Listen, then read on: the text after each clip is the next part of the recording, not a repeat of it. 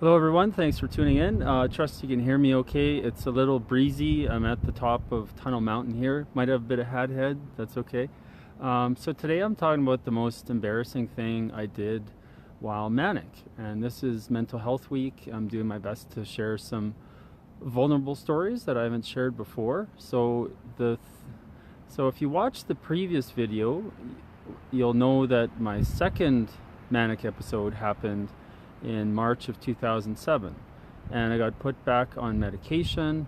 At that point I was very happy to be on medication and told myself, okay, everything's great. I'm gonna do everything the doctors say. I'm not gonna be manic, not gonna have big depression. And so I was on a medication called Zyprexa, and May 2007 I have my third manic episode. That's when I was back in Calgary. So obviously I was shocked and surprised. I'm like, wow, I'm back on meds. I've had another manic episode. And in case you're not aware, when someone's manic, they're extremely confident, extremely well-spoken, spending lots of money, hypersexual at times. Some people will fly around the world on a whim, etc. And in that particular third manic episode, I would dress really nice, and I went out to eat one time. So it was at a place called Phil's, which is like a family type diner. It was literally 2 blocks from the condo that I owned in Beltline in Calgary. And I went to Phil's, had my pancakes, and left a $1,500 tip. And I still have the receipt for that. And I remember the server was like, wow, are you sure you want to leave that much? I'm like, oh yeah, it's all good. Because at that time I was very well spoken, very confident. So obviously she was shocked and very grateful, and I didn't think anything of it. And a month later, when I got the credit card bill, then I kind of remembered what I did. But from what I recall, that's probably the most embarrassing thing I've done while being manic. And so after that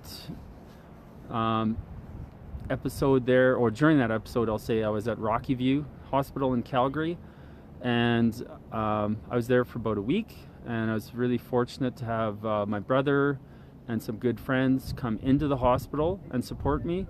For those of you who have ever done that for friends or family, huge kudos to you. I know it's not an easy thing to go into a hospital to see someone when they're sick, especially if they have a mental illness.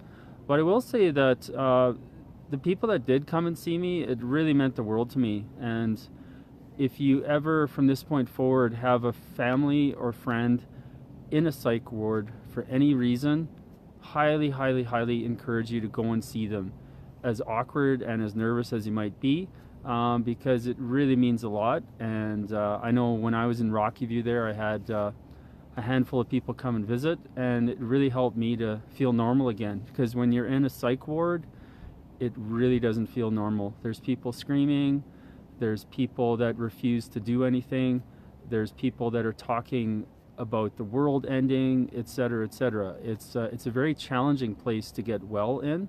So and for those of you who do not feel comfortable going into a psych ward to see family or friends, my heart goes out to you, and I respect that. Not everyone can do that, and but I would say that even if you can go in for like 30 seconds, it makes a massive, massive difference.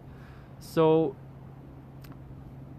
after that manic episode, my third one, I was told I was on a waiting list for the bipolar clinic in Calgary, and I was seeing a psychiatrist at Rocky View Hospital. I was seeing him once a month, and for about 6 months, and then after 6 months I was seeing him 3 times a month. So that was the first time in my life that I was seeing a psychiatrist regularly after having a manic episode, and overall it was a good thing. So for those of you that are enjoying this, I appreciate you tuning in. If there's anyone you know that has bipolar disorder, definitely consider sharing this video with them. And if you didn't see the previous videos I did and you're curious, check them out. And thanks again for tuning in.